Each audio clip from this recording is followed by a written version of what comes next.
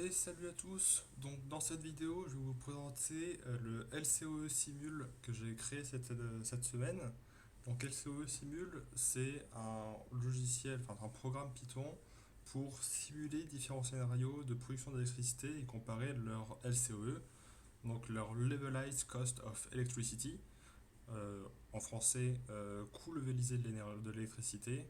Donc ça va être c'est un calcul assez simple qui consiste à diviser le prix que coûte la production d'électricité divisé par l'énergie qu'elle produit.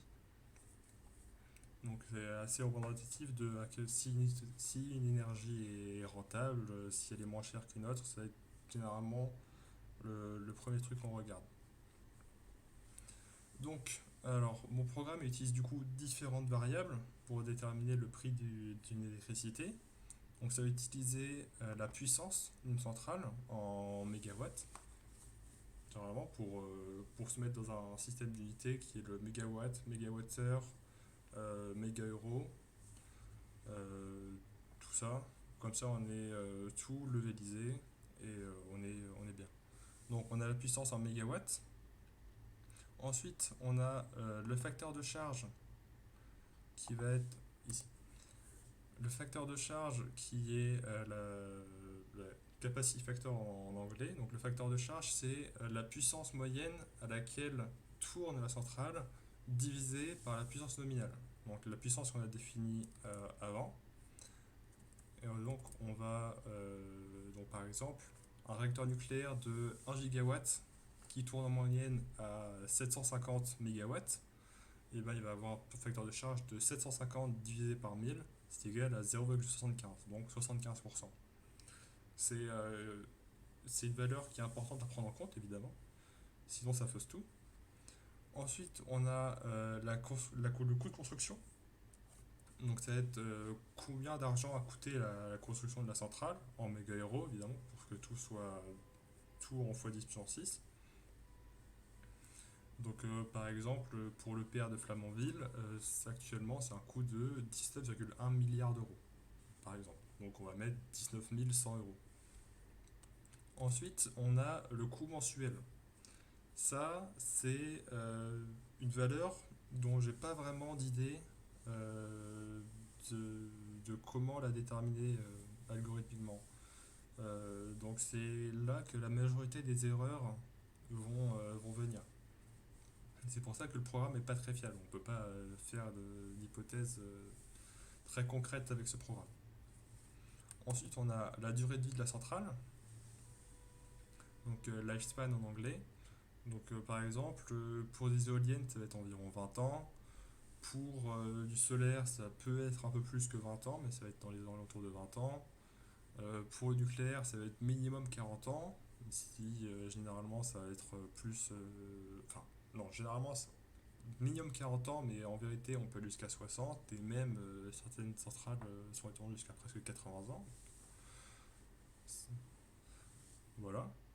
Ensuite, on a pour les centrales nucléaires uniquement, en tout cas, je l'ai mis dans mon truc comme ça, j'ai mis un coût de maintenance, de remise à niveau de la sûreté, par exemple. Donc, généralement, on va mettre un coût en méga-euros et une année à laquelle on va faire cette maintenance. Donc par exemple, pour une centrale nucléaire, généralement, ça va être à pour ces 40 ans, on va remettre à niveau la sûreté pour qu'elle puisse durer un peu plus longtemps. Et généralement, c'est comme ça que ça fonctionne. Donc ensuite, on affecte ces variables à l'objet, on leur retourne.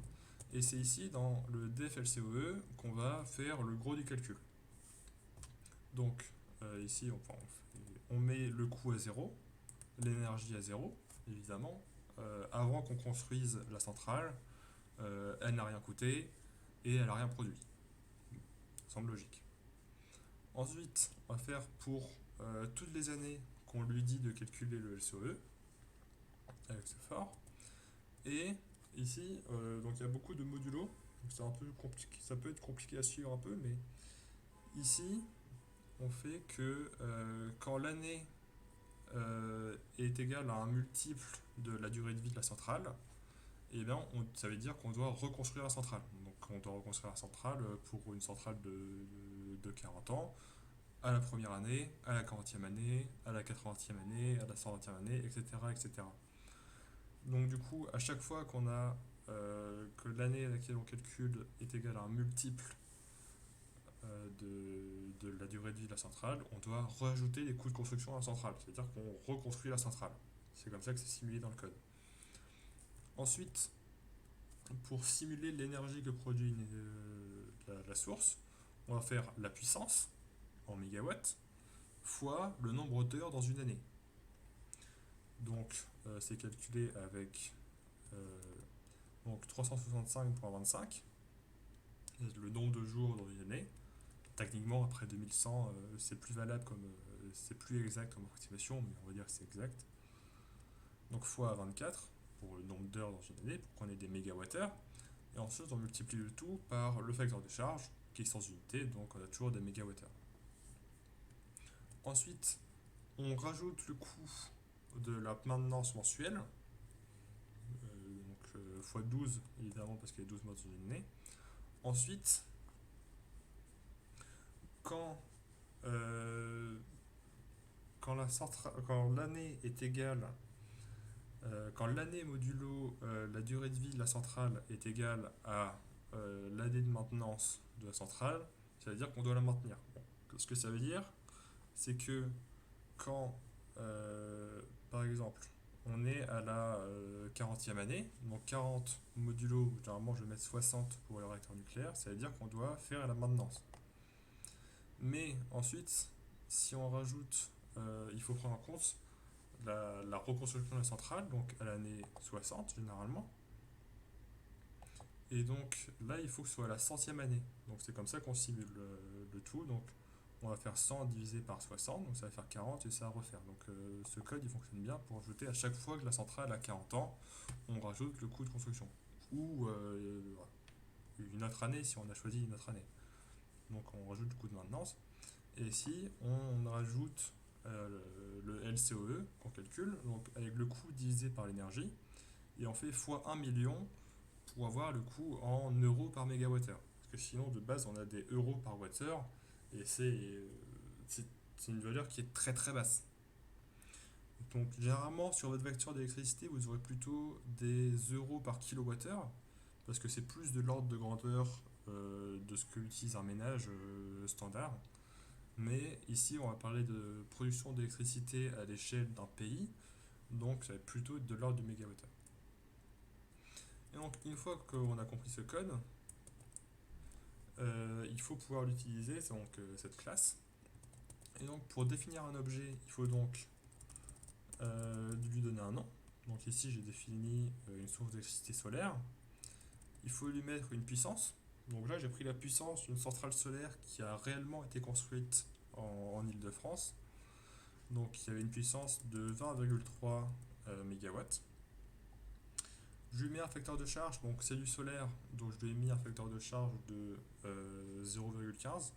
C'est un peu optimiste pour du solaire, généralement en Ile-de-France surtout, c'est plutôt de l'ordre de 10 à 12%. Je lui mets un coût, donc ça c'est le coût réel de la construction, donc c'est de 18,8 méga-euros. Ensuite je lui mets un coût mensuel, donc là encore une fois, je ne suis pas sûr du vrai coût mensuel, j'ai mis de 10 000 euros par mois, ce qui me semble plus ou moins raisonnable, parce que c'est quand même 23 hectares à surveiller, donc ça fait environ 4-5 personnes au SMIC pour surveiller tout ça, nettoyer les panneaux solaires, etc. Donc ça me semble raisonnable comme coût. Et ensuite, je lui mets une durée de vie assez optimiste de 30 ans. Donc pour avoir un ordre de grandeur du coup bas. Ensuite, j'ai défini deux EPR, donc différents scénarios. Donc l'EPR, soit on le fait durer 60 ans, soit on le fait durer 40 ans, pour voir la différence de coût entre les deux. Donc l'EPR de Flamanville, il a une puissance de 1530 MW, 1,63 gigawatts. Je lui ai mis un facteur de charge assez bas de 75%, mais c'est une particularité française que les réacteurs nucléaires français ont un facteur de charge assez bas car on se sert d'eux pour faire de la pilotabilité du réseau électrique. C'est une particularité française parce qu'il n'y a que la France qui a un pourcentage de nucléaire assez élevé pour pouvoir le faire bien. Les autres pays, généralement, vont plus avoir un facteur de charge de 90% minimum parce que le nucléaire sert à faire baisser l'émission de CO2 du pays, etc. Donc, il vaut mieux le faire tourner le plus possible. Mais en France, c'est pas le cas. Ensuite, je mets le coût de 19,1 milliards d'euros, donc 19 100 méga-euros. C'est encore une fois le coût, le dernier coût officiel qu'on a trouvé dans la cour dans le rapport de la Cour des comptes de l'année dernière. Je lui mets ensuite un coût mensuel de 10 millions d'euros. Donc je ne sais pas si c'est correct comme coût, mais ça me semble plus ou moins raisonnable. Parce que j'ai vu qu'un réacteur nucléaire, c'était environ 250 employés par réacteur. Donc je leur avais bien, disons que c'est des ingénieurs qui sont bien payés avec une grosse prime de risque parce que c'est une centrale nucléaire, etc. Et je leur mets que leur salaire coûte 20 k euros par mois. Ça me paraît un peu haut, mais je trouve pas ça si extravagant que ça, si c'est vraiment bien payé. Et donc, avec 250 employés à 20 euros par mois, on arrive seulement à 5 millions d'euros par mois, donc auquel on peut rajouter par exemple le coût du combustible, le coût de réparation s'il y a des petits incidents, etc. Donc 10 méga euros par mois, ça me semble pas excessif. Peut-être que c'est plus, c'est que je suis optimiste envers le nucléaire, donc peut-être toujours le coût mensuel, ça va être l'un des gros défauts de ce code, que je ne sais pas le déterminer correctement. Ensuite, donc, dans ce scénario, je lui mets une durée de vie de 60 ans et donc une remise à niveau de sécurité à la 40e année de 1 milliard d'euros, ce qui est cohérent avec ce qu'on entend dans les médias du grand carénage qui peut coûter 50 milliards d'euros pour pour les 50 réacteurs en France, donc 1 milliard d'euros par réacteur environ. Donc ça me semble cohérent. Et ensuite ici je mets le PR qu'on arrête au bout de 40 ans, donc pas de rénovation à la 40e année. Et donc du coup on peut exécuter ce code. Et donc on peut voir le graphe des différents coûts. Bon, le début est pas très représentatif, parce que c'est juste le coût de construction qui va surtout rentrer en jeu, donc on peut l'ignorer. Bon, c'est pas ce qui est très intéressant. Donc évidemment, les courbes des deux EPR au début, ils sont exactement identiques, donc on ne les différencie pas. C'est juste à la 40e année, on va voir un petit bump plus haut pour l'EPR qui a 60 ans, c'est la remise à niveau de sécurité. Alors qu'ici, on voit que le solaire, il a déjà reconstruit une centrale. Tandis que ici, pour l'EPR qu'on donne que 40 ans, on va avoir un bump qui est beaucoup plus élevé puisqu'on doit reconstruire le réacteur en entier. Donc on refait comme ça, et à la fin on voit que, par exemple, bon, j'ai mis ici les valeurs exactes, que quand on fait durer 60 ans, ça coûte quand même 13 euros moins cher que quand on le fait durer par mégawattheure, que quand on le fait durer 40. Et on voit que le solaire ici, dans ce scénario, est beaucoup moins cher. Mais évidemment, vous allez me dire que c'est vraiment pas les prix qu'on voit sur notre facture d'électricité, c'est parce que ces prix ne prennent pas en compte des taxes, ces prix ne prennent pas en compte de la gestion du réseau d'électricité de RTE, et de différents facteurs. C'est vraiment une approximation très très brute du vrai coût de l'électricité. Donc je ne prétends pas avoir un truc représentatif de la zone réelle, enfin de la réalité. Donc si jamais vous n'êtes pas satisfait par ces scénarios, par exemple vous n'avez pas vraiment d'intérêt, enfin ça ne vous intéresse pas les réacteurs nucléaires, vous pouvez commenter ou supprimer ce code. Il faut évidemment faire ici pour les plots aussi. Et par exemple vous voulez comparer qu'est-ce que ça fait que du solaire qu'on fait durer que 20 ans. par exemple. Donc on va copier tout ça, coller, et ici, hop, on met juste 20 ans au lieu de 30. À quel point ça coûte plus cher dans ce cas. Hop. Donc, ah, oui, évidemment, j'ai oublié de... Il faut évidemment rajouter le plot ici.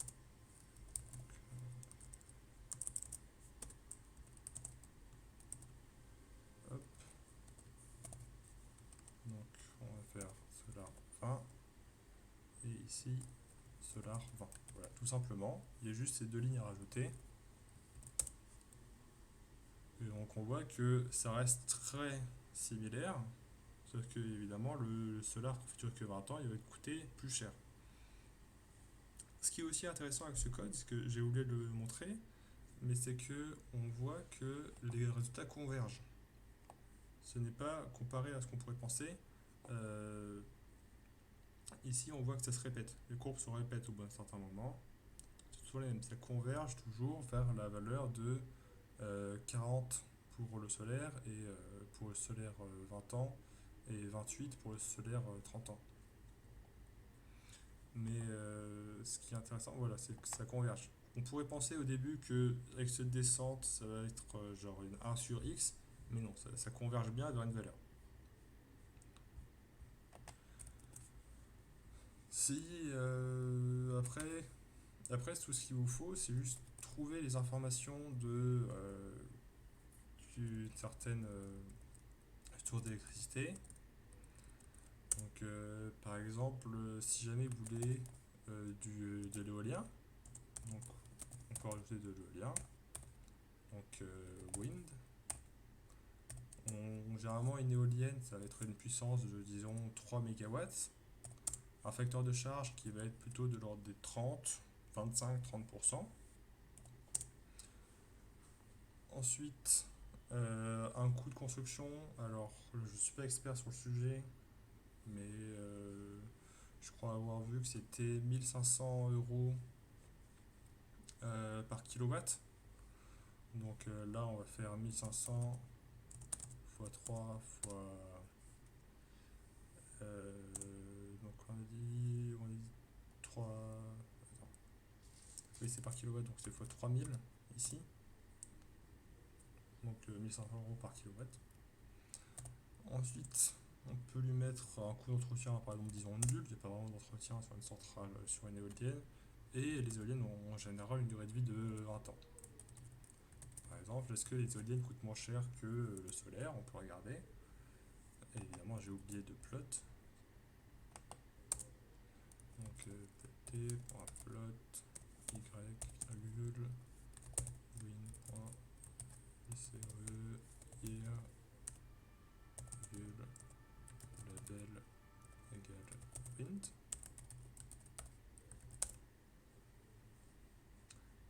Oula, j'ai dû me tromper. Ah oui. Ici, c'est évidemment 0.00. Voilà,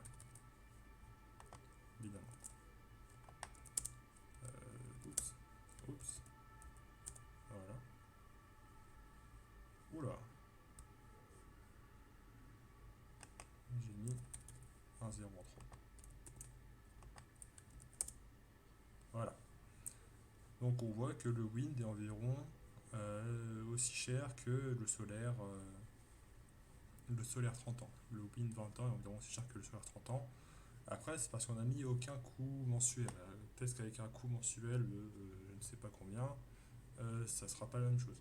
Mais enfin, voilà, vous avez normalement plus ou moins compris comment fonctionne le code. Donc, je vais le mettre sur le GitHub. Git add up.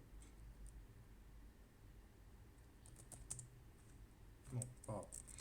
Pas grave. Je vais rajouter sur le GitHub après la vidéo. Donc, si vous avez des questions toujours, vous pouvez me les poster en commentaire. Et j'espère que ça aurait été intéressant pour vous. Au revoir!